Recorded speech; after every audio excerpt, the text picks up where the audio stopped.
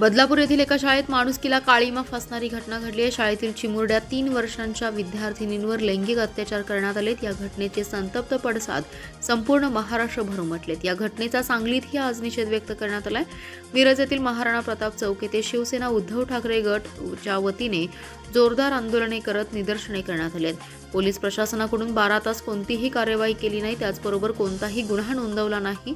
पुणे येथील शाळेतील मुलींवर लैंगिक अत्याचार करण्यात आलाय। अशा घटना या संतापजनक आहेत।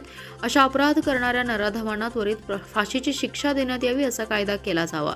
पोलीस प्रशासनावर सरकारचा वचक राहिलेला नाही। अशा निष्क्रिय सरकार महिलांच्या आणि मुलींच्या बाबतीत हे गृह खातं असंवेदनशील आहे। त्यामुळे अशा निष्क्रिय गृहमंत्र्यांनी राजीनामा द्यावा।